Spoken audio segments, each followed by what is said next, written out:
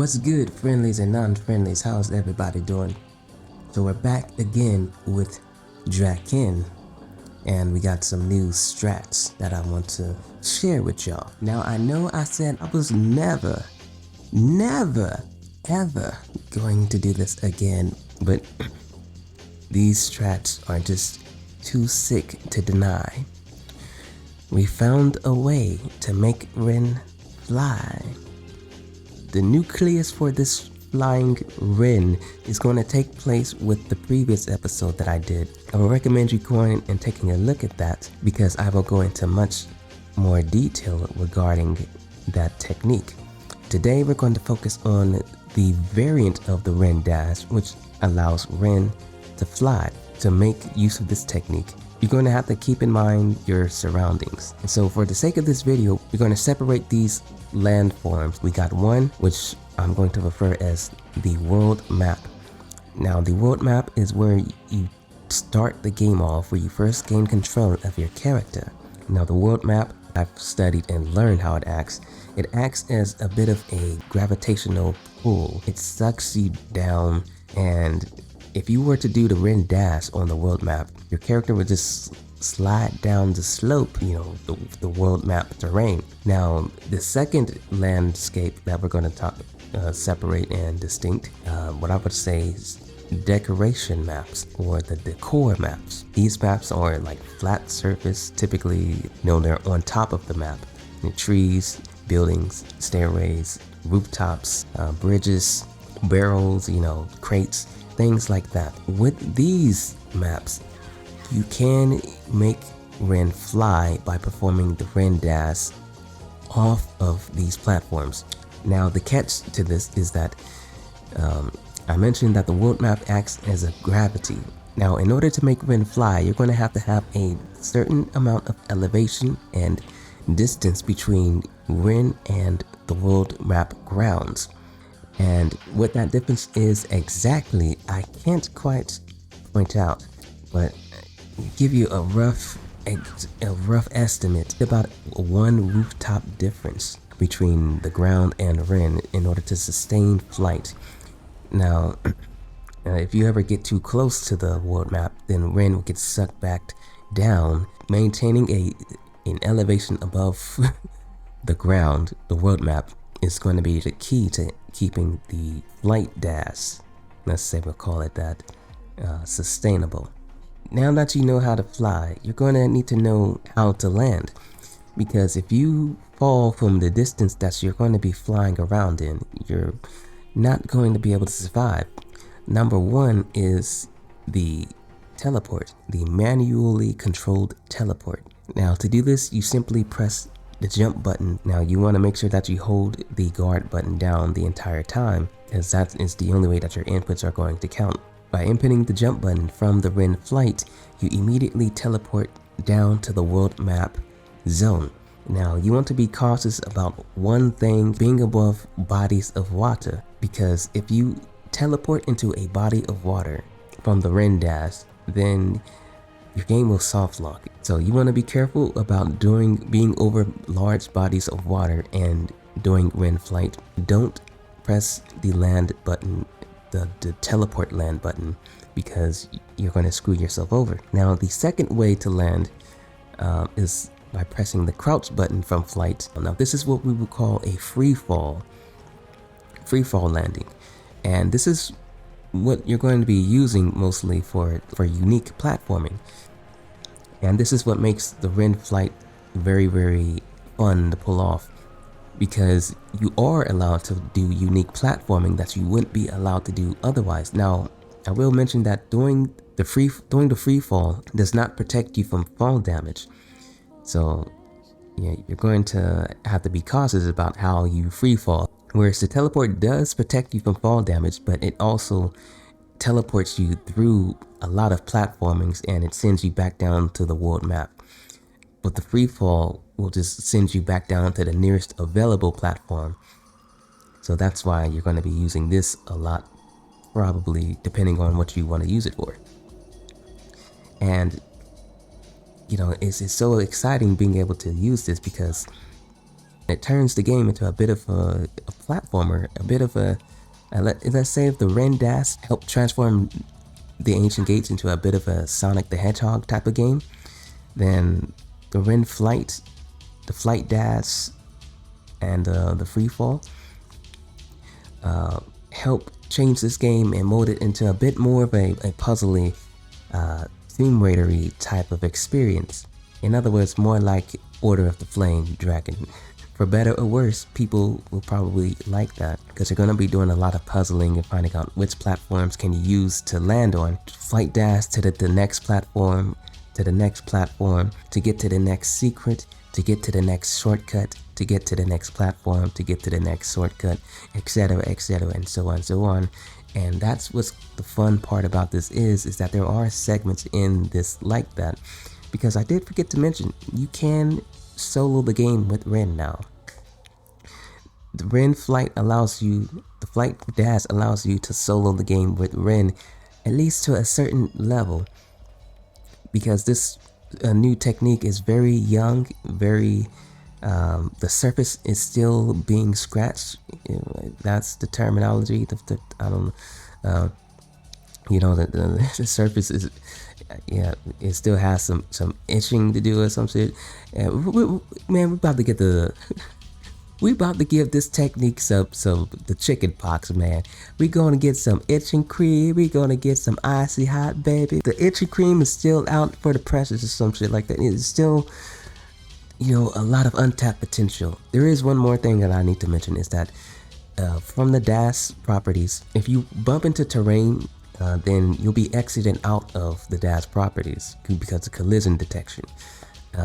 There is a way to avoid that from happening, and that's by using the strafe button side to side, tapping side to side as furiously and as intensely as you possibly can, because you're battling collision detection versus your input. And by doing this in the dash properties, you're able to sustain the dash and ignore collisions. So if you're flying, it's basically going to save your ass because it'll prevent you from dropping down when you bump into like a tree or something like that, and it'll allow you to make small corrections at a time. Very finicky, very difficult to really manage. You're battling collision detection versus your input again, but it does act as a bit of a safety net for you, a safety gear. So that's something that you might want to keep in your back pocket, especially for runs if you're dodging and weaving, because you're going to be doing a lot of dodging and weaving.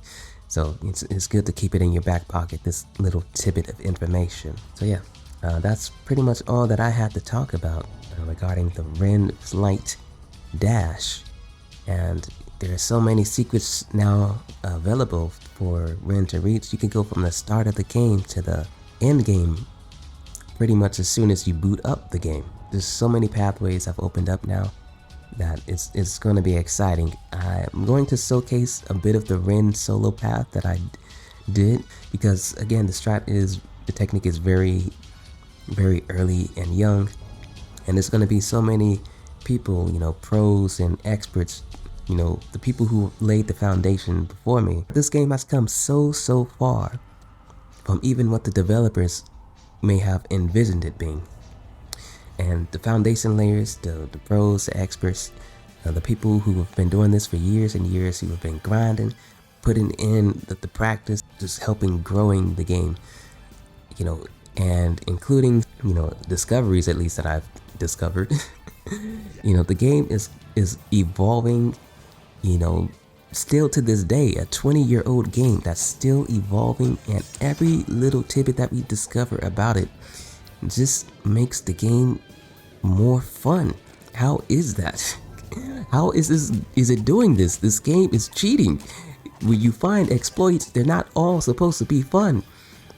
But the game is continuously getting more and more fun, more and more player considerate, and just Rynn can fly. She's got super. You just gotta accept that now. Rynn's got superpowers. She's the chosen one. She's some of the soul of the dragon that Arok and her share, that her bonded share. You know that they're one and the same now. Rynn's a dragoon. Rynn's a dragoon. It's time that we just accept that. But yeah, I'm not gonna so detail all the pathways that I've taken in all the, how I'm not gonna disclose all of that because that's part of the fun for the player and to just discover it on your own. With this technique, it opens up so much for you to discover on your own. And it'll be interesting to see what people discover and the new pathways they take and how they can open it up even more. It's going to take it much further than what I've taken it, and so that's going to be fun. And I don't want to ruin that experience for you because it is going to be a bit of a puzzling situation and, a once in a lifetime chance to explore the world of Drakan like a puzzle, Tomb Raider-y / Drakan 1 type of experience and unearthing secrets and whichever.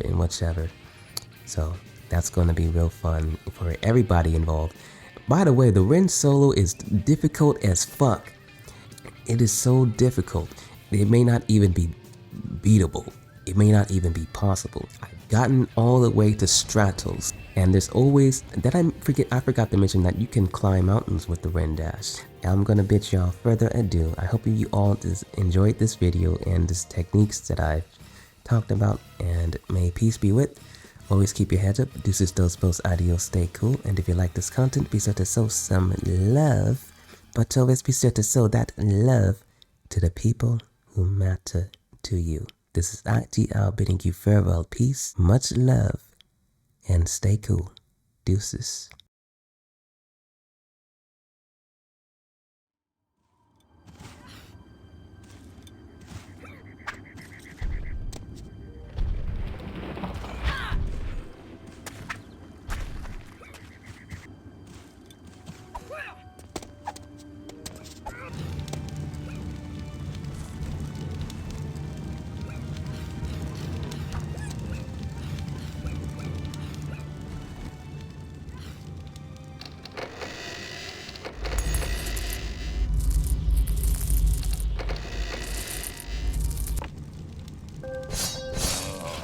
Be careful out there. It's locked. It's locked. It's locked. It's locked.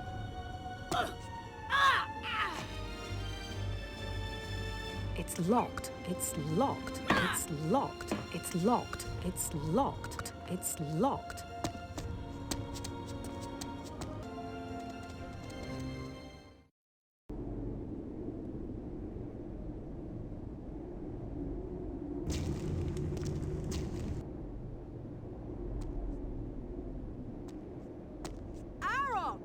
What? I'm right here. Arok, quickly! Of course. Arok, come here! Arok, quickly!